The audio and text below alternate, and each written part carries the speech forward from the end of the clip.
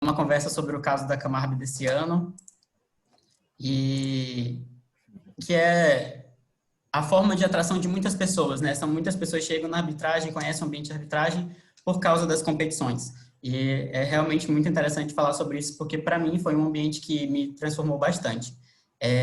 Sejam muito bem-vindos mais uma vez. Eu queria primeiro agradecer a presença de todos, agradecer a presença dos painelistas. É mais uma vez uma honra trocar com vocês, estar aqui com todos vocês.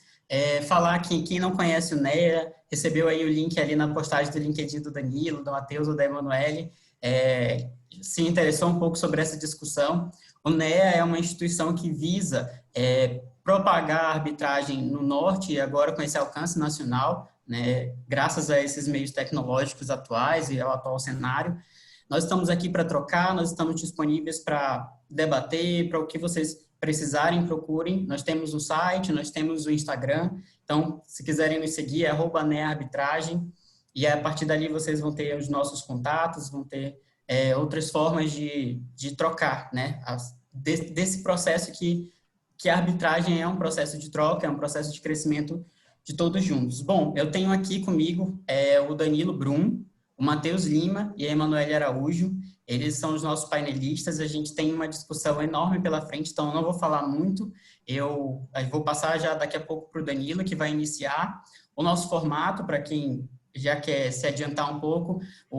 Cada um deles vai apresentar sobre um tópico, sobre um assunto que nós já discutimos anteriormente, e logo depois nós vamos abrir para perguntas. Eu tenho algumas perguntas, mas vocês podem enviar algumas perguntas já direcionando no nosso bate-papo. Por exemplo, Matheus, eu queria saber esse ponto. Emanuele, eu gostaria que você falasse um pouco mais sobre isso, e assim, a mesma coisa para o Danilo. Tudo bem? Então, deixa eu ver se eu falei tudo. Qualquer coisa, se eu fizer assim, é porque eu estou falando com a minha produção. Então, fiquem tranquilos que a minha produção aqui está atentíssima a qualquer problema. Qualquer problema de áudio, pode sinalizar para a gente no chat, que nós vamos tentar resolver, tá bom? Mais uma vez, é isso, eu acredito que é isso. Danilo, muito obrigado, a palavra está sendo passada para você. Fica à vontade. Olá, então, boa noite a todos. Um prazer estar aqui mais uma vez, o convite do NEA. Essa instituição, o Caio começou falando, né, da propagação, do objetivo do NEA de propagação da arbitragem que iniciou no Norte. Enfim, eu acompanhei o início, o nascimento do, né, evidentemente à distância, né, lá nas competições, e tem sido um espetáculo ver ano a ano o crescimento, não só do NEA, mas das discussões da arbitragem na região norte do Brasil, e o nascimento de vários talentos aí, uma instituição que está fazendo muito a diferença, não só no Norte, mas no Brasil como um todo, e que agora também merece todos os parabéns aí, né, por também tomar a iniciativa de trazer a discussão de temas que são importantes para o avanço da arbitragem, né. Acho que é justamente esse o nosso espírito como jovens aí, que estamos iniciando na arbitragem, provocar discussões sobre temas que são sensíveis, né, temas que às vezes, a verdade é que a gente tem até um certo receio, né, de comentar. Então, fica parabéns a toda a equipe do NEA, claro, aqui especialmente na pessoa do Caio e da diretoria, que sempre é muito carinhosa com os convites e eu estou sempre à disposição. Caio, eu só não sei se a gente começa o bate-papo ou se é só... Se você quiser ficar à vontade, Danilo, é só pedir para vocês se apresentarem, né? Eu não apresentei, tá porque eu acho certo. interessante vocês se apresentarem, daí se você pode iniciar a sua fala. Então, perfeito. Eu sou advogado aqui, sou de Porto Alegre, sou formado na graduação e no mestrado pela Universidade do Vale do Rio dos Sinos, que fica aqui na Grande Porto Alegre, em São Leopoldo, e também em Porto Alegre, eu até fiz o campus em Porto Alegre. Sou advogado no Carvalho Machado e Tim, aqui na unidade de Porto Alegre, na Matriz. Trabalho na área de contencioso e de arbitragem, já aí 6 anos, né, contando tempo de estágio também, bastante tempo. Também iniciei meus contatos, falando aqui de arbitragem, na academia, como grande parte aqui do pessoal, inclusive do NEA, né? Tem sido essa a porta de entrada da nova geração. Comecei em sala de aula, fui aluno de um arbitralista, o professor Luciano Tim. Depois veio o convite para vir para o escritório. Nesse meio tempo, comecei a participar das competições e foi meu primeiro contato assim efetivo com o mundo da arbitragem, né? Em 2013, minha primeira competição, estou ficando velho já. E desde lá me apaixonei, enfim, não só pela arbitragem, mas pela advocacia como um todo. Não era minha ideia ser advogado até então. Fui convencido por meio das competições que a advocacia era algo que podia ser legal, sim. E desenvolvi toda essa paixão aí que, enfim, até hoje estou aí. Não me vejo hoje fazendo outra coisa diferente, senão advogando mesmo. Bom, fui provocado aqui pelo NEA para um evento anterior para fazer a abertura do evento e na ocasião já fiz os elogios, né? Mas era um evento para tratar sobre o caso da Camarbe e a presidência do NEA, à época, me provocou para fazer uma palestra de abertura falando sobre questões de diversidade na arbitragem, né? Claro, com um olhar do que literalmente sofre na pele um pouco mais, né? Que é a questão racial. E naquela oportunidade trouxe alguns dados para a gente refletir, foram ideias de proposições mesmo, né, de que estava sendo falado sobre o tema em várias perspectivas. Então estou bem empolgado para hoje a gente seguir aqui nesse bate-papo sobre esse tema que é muito caro para mim e muito importante de ser debatido, né? Como falei, mais uma coisa, claro, a gente tem que saudar, histórico isso também, né? Acho que é a primeira vez que eu vejo um painel 100% negro falando sobre arbitragem. Talvez até em direito seja muito raro isso acontecer. Certamente já aconteceu em outras áreas, mas é muito raro. Então, é mais uma vez uma cena histórica aqui, né, que a gente está vivendo.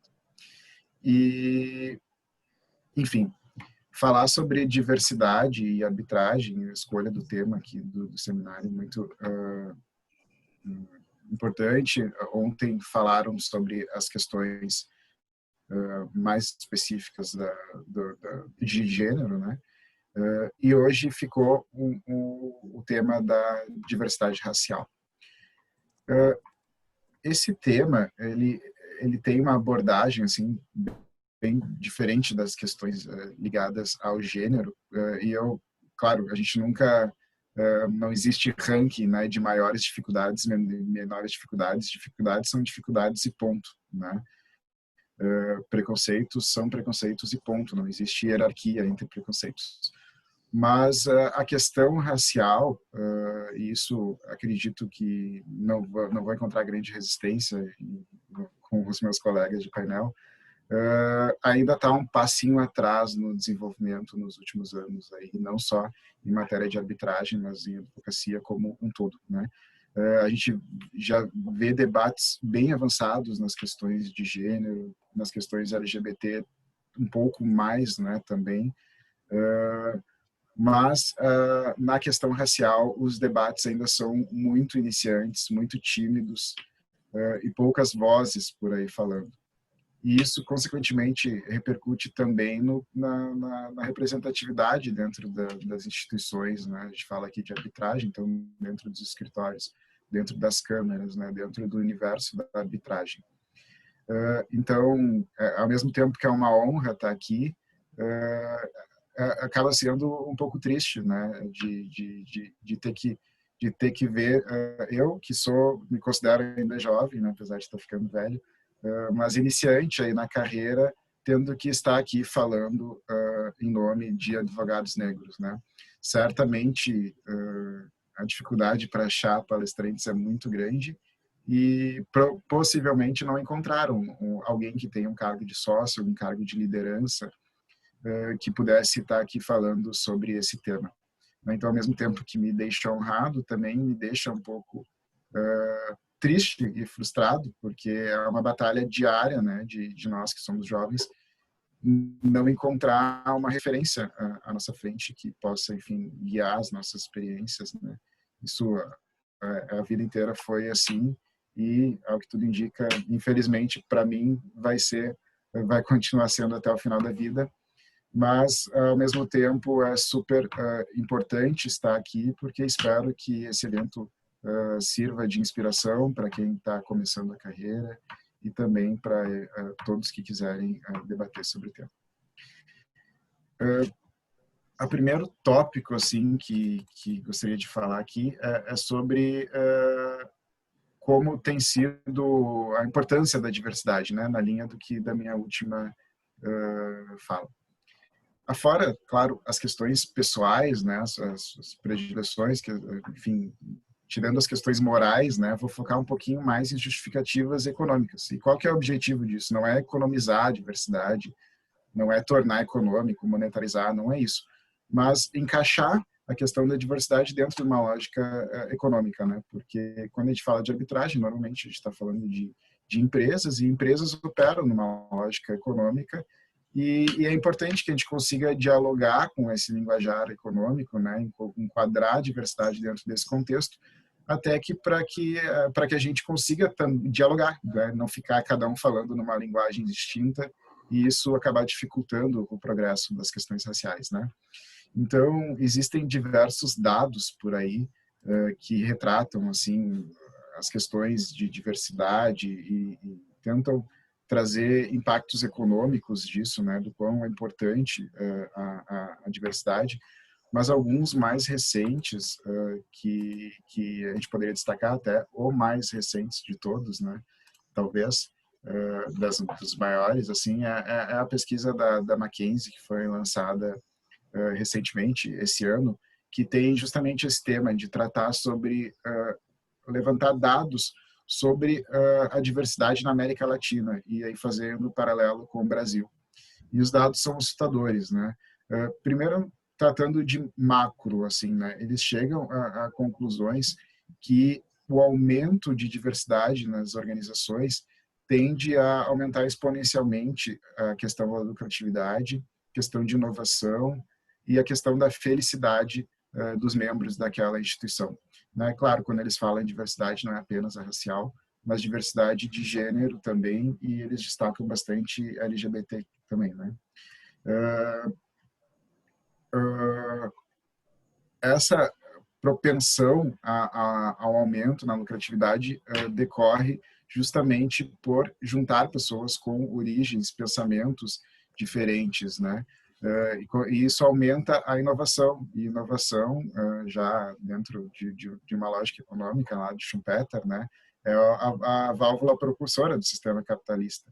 E quanto mais, o que é a lógica que se chega dessa pesquisa, né? Quanto mais diversidade dentro da instituição, maior inovação, quanto mais inovação, mais lucratividade, ou seja, mais a empresa cresce.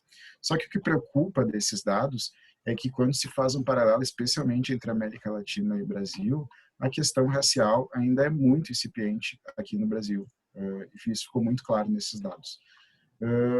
Quando se faz a comparação, os dados indicam que 21% das empresas, das instituições pesquisadas, só os funcionários de 21% delas entende que a empresa de fato atenta para as questões raciais no Brasil. Trata de diversidade racial dentro e tem isso como princípio, né? Então, ao mesmo tempo que a gente tem uma população aí, metade da população brasileira se enquadra no critério não branco, né, digamos assim, a gente não vê representatividade dentro das empresas, em cargos principalmente de liderança e de maior formação, e ao mesmo tempo só 21% das empresas pesquisadas demonstram um interesse dos entrevistados, assim, retratam que a empresa trata o assunto da questão racial de maneira mais agressiva, assim, né, realmente com políticas dentro de inclusão. E esses dados são bem diferentes, claro, são bem mais animadores quando se trata de questão de gênero e até LGBT, que também não é tão forte, mas é um pouco mais forte que as questões raciais. Então, eu sou uma pessoa bastante otimista, mas quando toca nesse assunto, eu fico um pouco frustrado até, porque, claro, e possivelmente a minha geração, a nossa geração, né, Matheus e Emanuel, não vamos viver num ambiente onde 50% dos nossos colegas, dos nossos pares, né, vão ser negros também. E talvez a próxima geração também não veja, né? E isso é um pouco desanimador. Danilo, desculpa te interromper, só para eu já pegar esse teu gancho e fazer as perguntas que a Claro. gente tinha combinado. Então, essa é a tua visão sobre o mundo atual. Hoje eu vi um comentário da Ana Bavon, que é uma pessoa que trata muito sobre diversidade, e ela falou que a gente precisa ir além dos números, né? Essa preocupação com a diversidade, ela precisa ir além de aumentar números, mas dar segurança psicológica às pessoas que estão trabalhando. E eu acredito que é nesse ponto que tu estás também mencionando, o quanto a gente ainda precisa evoluir, o quanto nós, enquanto geração, precisamos ser mais inclusivos. Tu acreditas numa mudança real, assim, além da arbitragem, considerando que o mundo parece estar se preocupando um pouco mais com esses temas de diversidade? Perfeito. Essa preocupação eu tenho, assim, como opinião pessoal também, né? Assim, é a expressão da moda falar em diversidade e falar em questão racial, especialmente esse ano aí que com tantos eventos que aconteceram, é o tema da moda, né? Uhum. E percebendo que isso tem um impacto, vamos lá, né? É empírico isso, tem diversos dados que mostram que a questão de diversidade impacta nos resultados. Então, existe também esse outro lado de daqui a pouco querer preencher números, criar. Tem duas preocupações, né? Uma de tratar isso, não, vamos encher de negros, porque se encher aumenta a lucratividade, né? E por outro lado, de também fazer por uma espécie de caridade, às vezes, digamos assim, né? Tratar a questão racial como caridade e querer incluir a todo custo. E aí colocar a pessoa para uma determinada profissão e daqui a pouco, que nem tu falou, ela não está confortável para aquele cargo, ela não se sentir confortável naquele ambiente, ela eventualmente não está ainda preparada para ocupar aquela posição, né? Então existe essa preocupação, mas sinceramente, Caio, eu assim, pelo menos de experiências pessoais, tá? Eu sinto uma preocupação um pouco maior e um interesse um pouco maior, ainda que tímido, das pessoas de quererem entender esses assuntos e pelo menos levar a discussão. Porque relatos que eu ouço assim de pai, de vô, né, de gerações anteriores, esses temas sequer eram discutidos e sequer se levantar a hipótese de discutir isso já era considerado uma audácia, né? Coloque-se no Entendi. seu lugar, né? Não discuta. Hoje, pelo menos, as pessoas estão mais abertas a discutirem isso, né? A ter um mínimo diálogo. Mas, de fato, o que se vê na prática é que, apesar das boas intenções, o andamento é muito tímido, né? As mudanças são muito tímidas em relação à questão racial ainda na prática. Passa ano após ano, já passaram aí pelo menos 10 anos que eu acompanho dados e ainda são iguais ao que eu via há 10 anos atrás. E em questão de outras diversidades, digamos assim, tem um avanço muito grande nos últimos anos de dados, né? Vamos lá, já passaram 10 anos de política de cotas, por exemplo, né? Então já tem bastante pessoas formadas em diversas áreas. E a gente não vê essas pessoas ocupando os cargos ainda, seja cargos públicos, cargos privados, né? Onde estão, o que está acontecendo, onde está a falha, né? Acho que o problema é muito maior, assim. Tá? Entendi. Eu vou estender aqui, então, essa mesma pergunta para a Emanuele. Tu achas, Emanuele, qual é a tua visão sobre esse mesmo tema, sobre a real preocupação das empresas e instituições com a diversidade? E Caio, boa noite. Boa Boa noite a noite. todas e todos.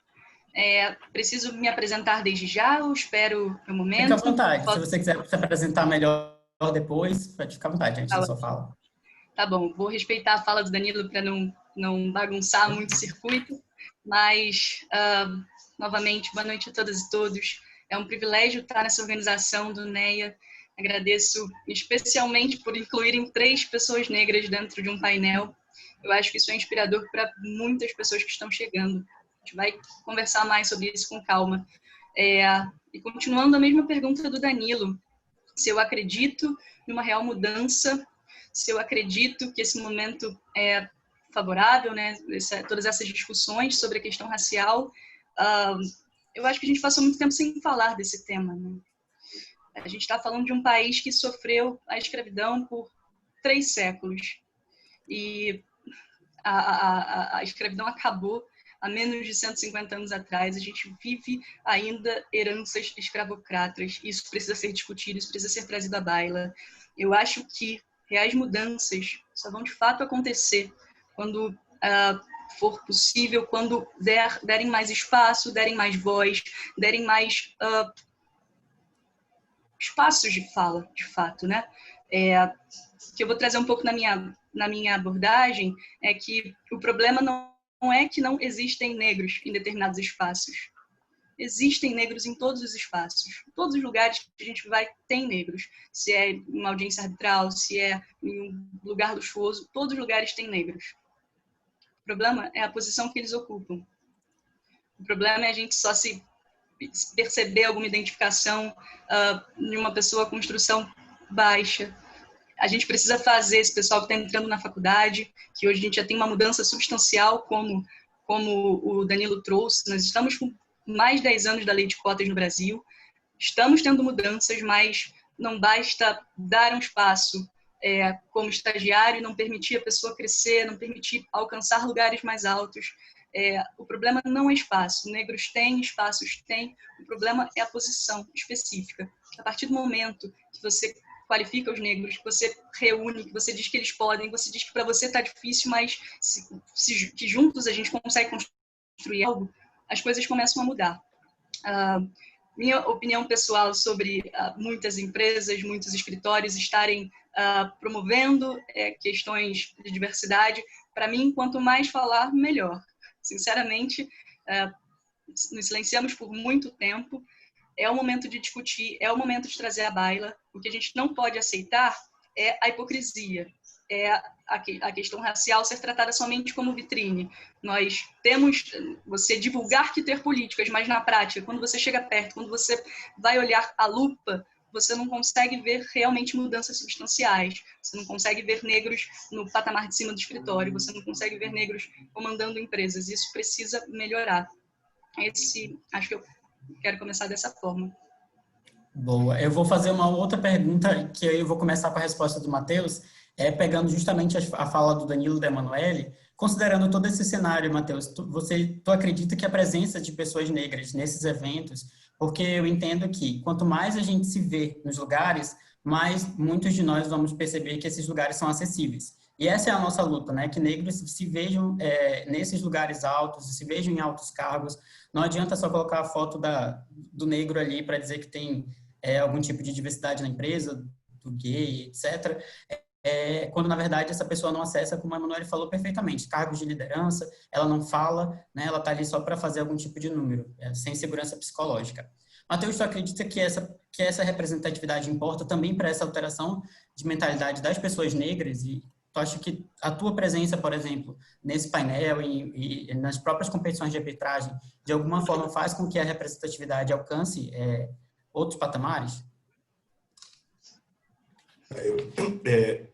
Particularmente, eu acho que sim, e mais do que achar, eu espero que sim, que isso tenha algum efeito, porque acho que a parte mais importante do que a Emanuele falou, de toda essa questão estrutural que nós estamos tentando desconstruir aos poucos, é que ela não é algo que afeta só os não negros de não verem aquele espaço como um espaço que não tem negros. É do próprio negro que internaliza aquilo de, putz, esse lugar não é o lugar que eu vou ser aceito, esse não é um lugar que eu possa entrar, esse não é um lugar que eu possa circular. E eu acho que, apesar de algo que ainda está, como a Emanuele bem falou, se você ter uma série de espaços ainda, principalmente nessa nossa área da que você não vê ainda as pessoas. Os sócios do escritório, então os componentes de tribunais arbitrais, ou fora da arbitragem no contencioso, os desembargadores. O TJ de São Paulo, o maior tribunal da América Latina, a última vez que eu contei, acho que não tinha, não sei, acho que tinha menos de 10, 20 desembargadores negros. Eu não estou com os dados atualizados nisso agora, mas eu lembro que eu olhei um almanaque há tempo atrás.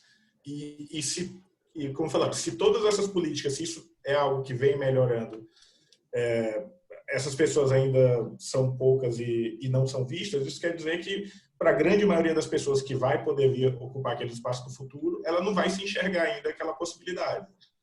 Então, eu acho que só o fato de você normalizar a nossa participação nesses tipos de ambiente é algo que já cria um grande incentivo, que tira um pouco desse medo das outras pessoas se arriscarem e começarem a perseguir. Elas não vão mais pensar que, não, isso não dá para mim. Pelo contrário, elas vão pensar que, putz, pode ser difícil, tem seus desafios, mas é algo que eu posso conseguir, é algo que não é impossível. E eu acho que só a partir do momento em que isso se normalizar, deixar de ser especial, você ter um painel só de negros, de você ter negros na arbitragem, de você ter negros no tribunal. Só a partir do momento em que esse tipo de participação deixar de ser especial, que a gente vai estar começando realmente a evoluir nesse sentido. É algo que provavelmente vai demorar um bocado, mas, como a Emanuele falou, a gente está dando o primeiro passo, que é falar sobre isso, admitir que isso é um problema. Muito obrigado, Emanuele e Matheus, pelos comentários. Eu vou passar mais uma pergunta para o Danilo e aí peço que ele finalize a fala dele, que nós já iniciamos ali com a Emanuele. Acho que faz muito sentido perguntar isso agora, Danilo, que o mercado da arbitragem ele é um mercado conhecido pelas disputas milionárias, né? E tradicionalmente ocupado por profissionais brancos. Tu acha, primeiro, se tu achas que é um mercado acessível para negros, como que isso poderia ser mudado caso não seja? Perfeito, Caio. Na linha tá seguindo o cronograma aqui, né? Tá bem cronológico. Mas, assim, se o mercado é acessível, né? Acho que os dados dizem que não, né? Se a gente olhar, não tem ninguém. A verdade é essa. Assim, se a gente olhar grande parte, é muito raro tu achar. Eu estou usando a expressão raro para não dizer que não existe. Um painel com árbitros negros, um painel com daqui a pouco 1 ou 2 advogados negros. Isso é muito raro. Então a explicação os dados, né, não permitem eu minimamente dizer que é minimamente acessível. Não é acessível, né? As razões para isso, sendo um pouco otimista, tendo a não acreditar que seja essencialmente um problema de ódio a negros, né, de negar oportunidades a negros. Enfim, tem todo um problema de desigualdade social que acompanha há anos o país e que causam barreiras, né? Porque, como você falou, tradicionalmente esse mercado da arbitragem ele é ocupado pelo que a gente chama lá da elite da advocacia, né? São temas muito complexos, são temas com valor de causa alto, que acabam atraindo aquela elite da advocacia, né? Escritórios que conseguem atender a essas demandas mais complexas e etc. E que chegam a esses clientes também, né? E atingir a elite da advocacia é o problema para o advogado, provavelmente, né? Vamos lá. Não é fácil, como disse ali Matheus, né? E a barreira às vezes está no próprio negro, um relato pessoal assim, que vai muito nessa linha de representatividade e de visibilidade, né? O momento, provavelmente o Matheus, eu não conversei com ele sobre isso, mas provavelmente passaram o Matheus e a Emanuele, pelo menos na hora de escolher a profissão, né? A gente, enfim, conversa com os pais sobre isso, e a reação lá em casa quando disse que queria estudar direito foi, meus pais sempre, enfim, deram liberdade, mas nesse momento mas pensa bem, né? Tem certeza que quer fazer direito? Eu não conheço advogado negro, também não conheço juiz negro, nem na TV tem, né? Só o Joaquim Barbosa. Será mesmo que é para ti, né? Claro, pensando pai e mãe, sempre primando pela segurança, né? Já prevendo, ele vai passar por muitas dificuldades, né? Será que já não é melhor agora ele escolher uma outra profissão? Aí meu pai dizia, faz engenharia, lá na fábrica tem um monte de engenheiro negro, acho que vai ser mais fácil, né? Engenharia dá dinheiro, tentando convencer de várias formas. E foi uma barreira em casa, assim, esse passado, não, eu gosto de estudar direito, os testes vocacionais dizem que eu tenho que fazer direito, eu gosto de história, eu gosto de português, eu gosto de ler, acho que, enfim, combina, né? Tudo leva a crer que combina, por que não? Deixa eu tentar, e foi. E de fato, assim, comigo, né, esse talvez seja um ponto fora da curva, não passei por dificuldade de acesso, né, segui o caminho natural, consegui entrar no escritório, não tive essa dificuldade de acesso ao escritório. Mas vamos lá, né, preenchi os requisitos lá que os escritórios exigem para a entrada de um estagiário e que aí muitas vezes já é a barreira de entrada para um estudante negro, né? Geralmente, por questões aí sociais, acabam morando em periferia. Os escritórios ficam mais centralizados, o acesso já é difícil, né? Aí vamos lá, você já mora a 1-2 horas do escritório e provavelmente a mais 1-2 horas da faculdade. Já acaba inviabilizando, né? Fora o custo que se tem para locomover, para vestimenta, o idioma. Geralmente os escritórios acabam exigindo domínio de alguns idiomas, porque existem alguns clientes, às vezes nem existe, né? Mas o padrão do escritório tem que ter por alguma certificação ou algo do gênero, né? Ou por exigência do cliente. E isso tudo acaba criando barreiras. E, enfim, tu não consegue formar a base para que essas pessoas vão progredindo na carreira depois, né? Ou chega um momento que a pessoa não consegue, sei lá, progredir na carreira, esbarra ali por isso. Fora as pessoas que por si só, e aí um relato também pessoal, né? Recentemente fui procurado por um sócio de um escritório aqui de Porto Alegre, desesperado, assim, Danilo, eu quero colocar pessoas negras no escritório, assim, por uma questão pessoal, né? Enfim, eu entendo que eu sou o gestor, a responsabilidade é minha, tá nas minhas mãos promover a inclusão, né? Só que assim, eu abri um processo seletivo, óbvio que eu não escrevi que eu só queria negros, mas assim, não, vamos no detalhe, vamos achar. Não veio currículos. Aí pedi para o meu RH, não, vai lá na Universidade Federal, não é impossível, tem lei de cotas, tem que ter um percentual, é impossível não ter alguém. E vamos lá, é a Universidade Federal, é a formação de qualidade, né, tudo que se procura. Bateu lá, não conseguiu, aí não, então eu vou no LinkedIn e vou procurar umas pessoas, né, fez os filtros, achou algumas pessoas e recebeu, assim, de alguns colegas que eram professores, esse aluno é bom, esse aluno é bom. Foi atrás e as pessoas, não tem interesse na advocacia, não gosto desse estilo de escritório. Ou a pessoa, né, até vou aí na entrevista, mas não estava muito afim. Enfim, não era, a pessoa nem cogitou, e essa às vezes é a barreira, né, pela falta de representatividade, não passa pela nossa cabeça pensar que esse pode ser um ambiente para a gente. É um problema de viés, né, um viés às vezes muito mais nosso do que da sociedade, né, a sociedade tem vários vieses, depois a gente vai conversar provavelmente sobre isso. Mas às vezes é um viés nosso também de não se sentir naquela posição. E depois do ingresso também acontece, né? E a gente entra, a gente se coloca numa posição às vezes de inferioridade. Eu estou passando por um momento de transição de carreira, né? Comecei, já estou ficando velho, né? E começa a chegar o momento de deixar de ser o pleno, de deixar de ser o júnior, né? De passar a ter mais gestão. E chega os momentos que você tem que se colocar naquela reunião e não, eu não sou o advogado que vai ficar aqui anotando, eu não sou mais o júnior, né? Não vou ficar aqui fazendo as anotações e não vou dar minha opinião, não vou dar minha opinião de estratégia, não vou me envolver no caso, né? Não vou sentar com o cliente. Aí chega o momento que a gente tem que se impor e muitas vezes, seja pela criação, seja pelo que a gente teve de experiências anteriores, a gente se coloca numa posição de não querer invadir o espaço do outro, não deixa ele, né? E nós somos o nosso próprio inimigo muitas vezes também. Então, assim... Desculpa te interromper, não, claro. Danilo. Eu acho que é bem importante a gente lembrar nesse teu recorte que a gente não consegue fugir ainda que a gente fale de carreira. Você chama pessoas negras para falar de carreira. Eu entrevistei dentistas recente. Eu estou falando com advogados aqui na área de marketing. O recorte racial ele nunca vai conseguir ser excluído da nossa história, né? Eu não consigo falar disso sem excluir o que eu enfrento enquanto pessoa negra durante essa trajetória.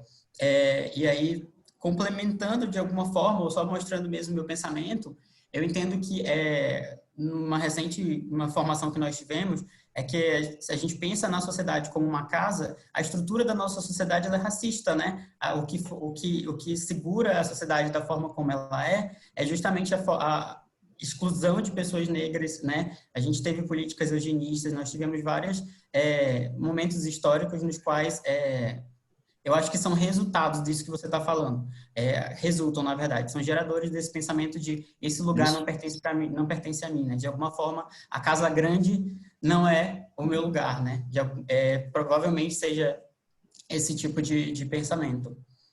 Eu te agradeço pela tua colocação e pela tua generosidade em compartilhar, né? Que às vezes também algumas pessoas acabam não compartilhando o seu histórico por qualquer outro motivo, quando na verdade ele é tão inspirador. Como eu brinquei com a Emanuele, e aí já vou passando a palavra para ela, que a minha produção está falando de tempo aqui, vamos construir essa Wakanda, né? E em algum momento essa Wakanda vai se mostrar aí na arbitragem. Emanuele, fica à vontade, tá? Obrigada, Caio. Eu preciso continuar a mesma resposta do Danilo ou posso continuar me apresentando? Pode ficar à vontade para iniciar a sua fala. Mais preocupado pelo tempo mesmo. Aí no meio do caminho a gente pode voltar para esse tema. Então tá bom. Pessoal, de novo, boa noite. Eu sou Emanuele, sou advogada na Vital Engenharia Ambiental, sou formada pela UERJ, sou membro do Comitê de Jovens Mediadores do Centro Brasileiro de Mediação e Arbitragem e também vice-presidente do Comitê de Jovens Arbitralistas, também do CBMA. Do começo do ano para cá, eu tenho tido a oportunidade de atuar na gestão de alguns projetos estratégicos do comitê, como reuniões mensais, eventos externos, e mais recentemente a gente começou a implantar ações de diversidade. O nosso primeiro passo foi reunir as pessoas negras do comitê para me ajudarem a pensar nos primeiros passos para desenhar esse programa de diversidade dentro da arbitragem.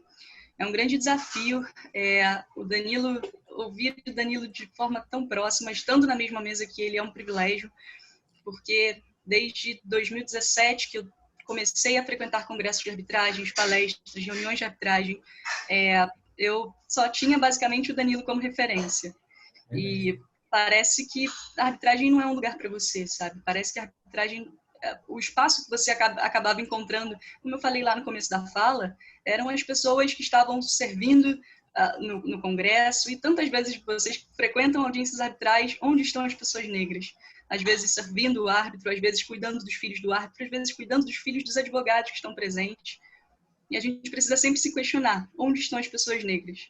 Se, no censo mais recente, mais de 55% da população, ou cerca de 55% da população brasileira é negra, se somos o segundo país fora da África com uma maior população negra do planeta, por que a gente não encontra negros nos espaços de poder? Existiu, de fato, uma política para silenciar negros, para até mesmo embranquecer a população, para extinguir os negros assim, do futuro do Brasil. Felizmente, a resistência tem nos trazido, tem nos mantido, e cada vez mais as coisas têm melhorado. Quanto mais, como eu disse no começo, quanto mais debate, quanto mais crítica, é melhor, faz a gente repensar.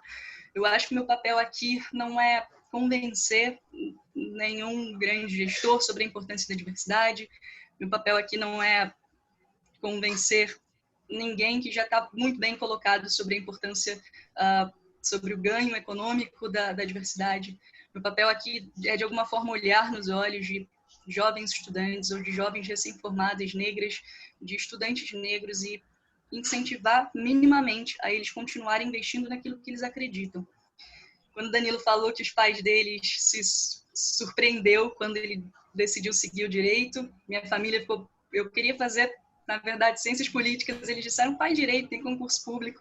O grande susto deles foi quando eu disse que não queria concurso público, quando eu decidi que queria advogar, que gostava da área privada, e aí complicou, né? Quando você começa a falar de arbitragem, eles acham que você quer jogar futebol, que você quer, enfim, não, é complicado. Nesse caminho, eu encontrei uma barreira lá atrás por causa do idioma, então era, assim, impensável entrar no mundo da arbitragem sem inglês. Foi muito engraçado que eu fui para arbitragem com direito administrativo por pensar que ia encontrar um escritório que me acolhesse. Eu marcava, assim, cada lugar que eu queria participar, cada experiência que eu queria ter. Eu não tinha na minha família referências, né, assim, serviços jurídicos, então eu entrei na faculdade de coração aberto e procurei conhecer, ter o máximo de experiência possível. Passei pela defensoria, pela procuradoria, por escritório de advocacia, passei um ano como estagiária da Justiça Federal, vendo como eram prolatadas as sentenças, olhando as partes, aprendendo como aquilo funcionava.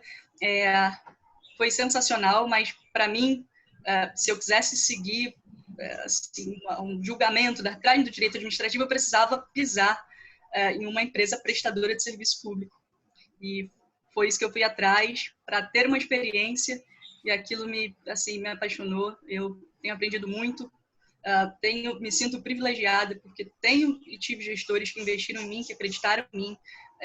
Isso é um presente, isso é um privilégio que muitas pessoas não encontram. Isso não pode ser exceção, sabe? Tenho um carinho muito grande por onde eu trabalho. Quero também que as pessoas que os negros entrem no mercado jurídico e recebam melhor acolhimento.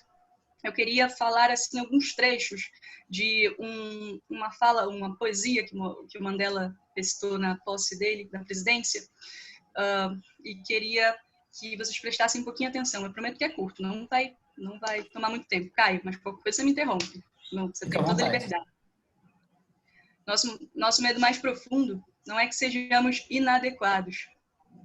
Nosso medo mais profundo é que sejamos poderosos demais. É a nossa sabedoria, nossa luz, nossa ignorância, nossa sombra, o que mais nos apavora. E quando deixamos que nossa luz brilhe, olha que trecho incrível, inconscientemente permitimos que outras pessoas façam o mesmo.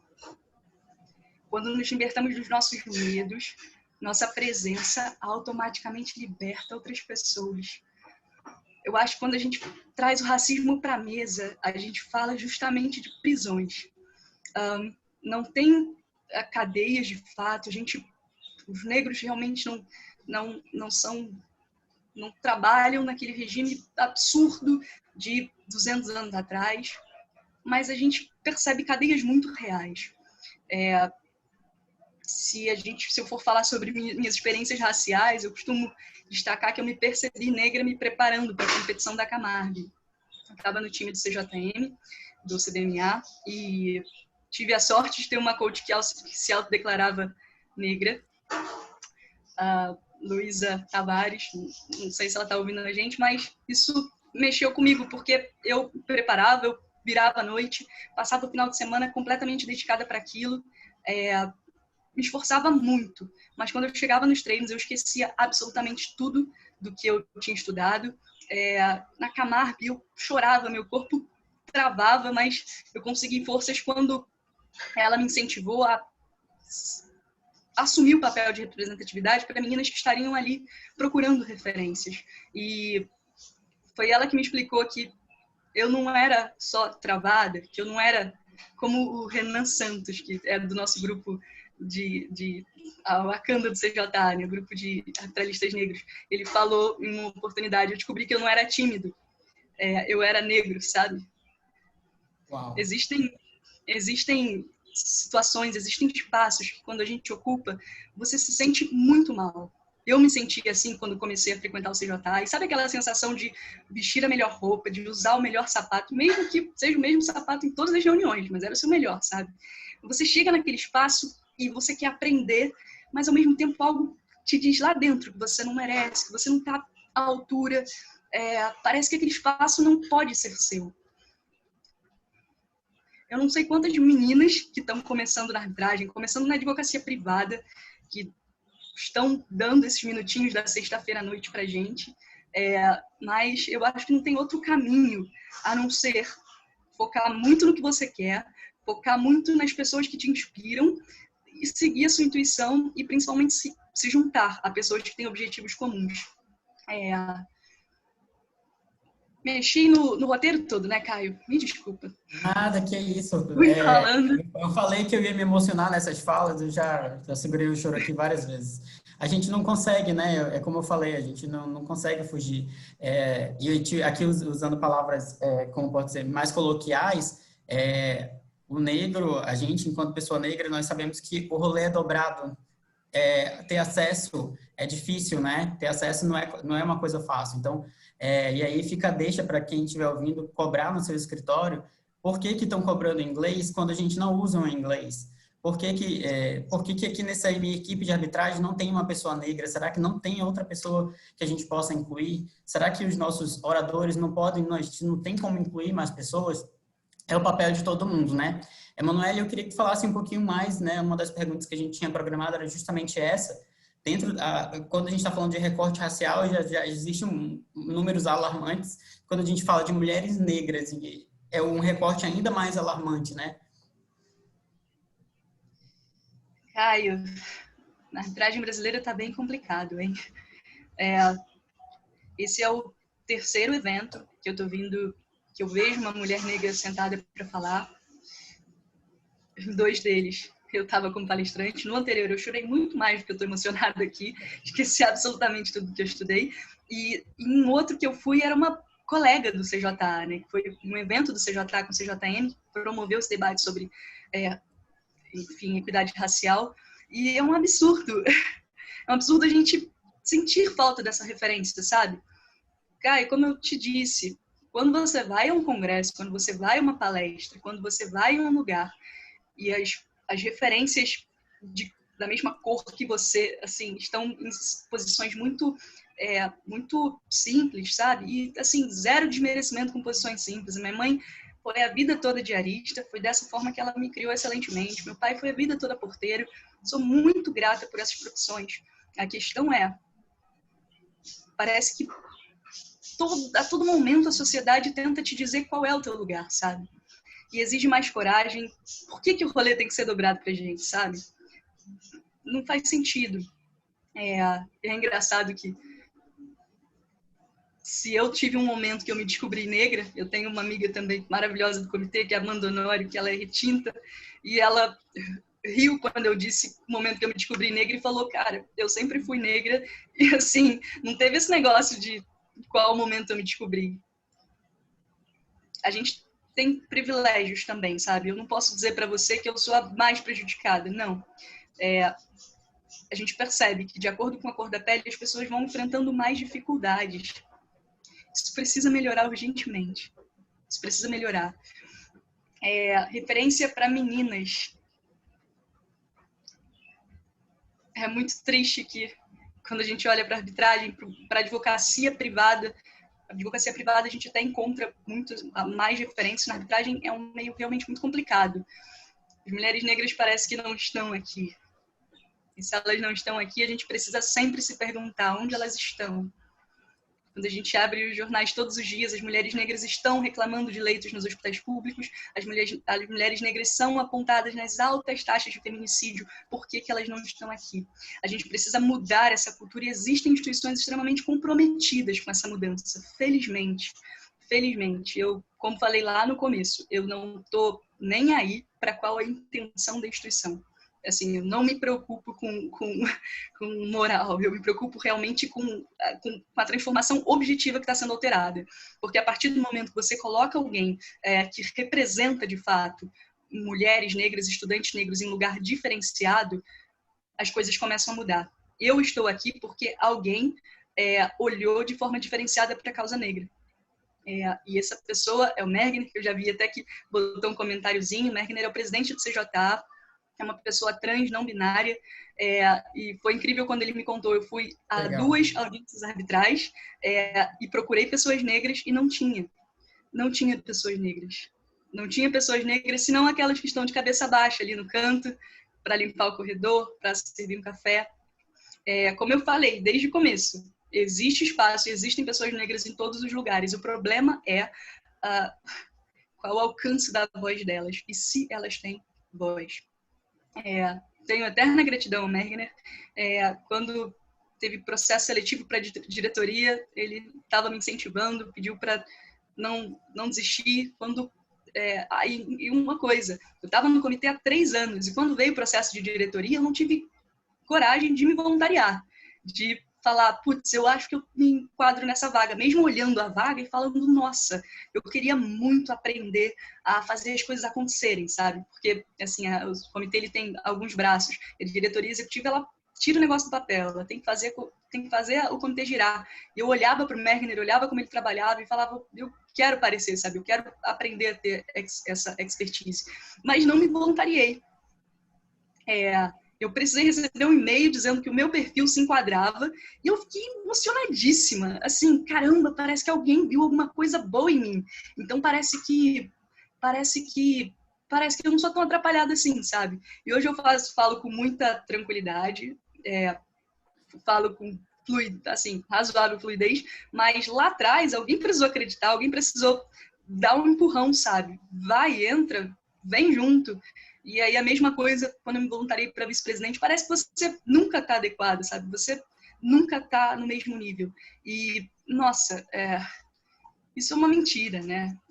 Como eu falei um pouquinho naquele poema, a gente tem medo, às vezes, da nossa própria luz, a gente não quer incomodar as pessoas, a gente não quer demonstrar que está tentando ocupar algum espaço que não é nosso, sabe? Isso precisa ser quebrado, isso só vai ser quebrado. Eu preciso crescer e caminhar muito ainda nesse sentido, mas eu acho que quando a gente tem pessoas perto que dão uma força, que compartilham experiência, que, enfim, faz muita diferença, muita diferença. Legal. Que legal mesmo, Emanuele. Eu estou aqui, meu rosto espero que esteja demonstrando a mesma coisa que as pessoas estão comentando aqui no chat, que a tua história é muito incentivadora, é muito incentivador para quem está iniciando na profissão, que você é gigante, que foram os comentários, né, que foram falados aí. A Mariana falou que o maior discurso contra o racismo é esse sucesso de vocês, né? E aí eu queria pegar um gancho ali da Emanuele, que ela falou sobre se descobrir negro. Eu vim de Manaus para Florianópolis, né? E aqui são 19% de pessoas negras. O Danilo tem uma realidade ainda mais, né, em relação à porcentagem. E aí eu queria passar essa pergunta, porque numa conversa prévia, o Matheus falou também que se descobriu negro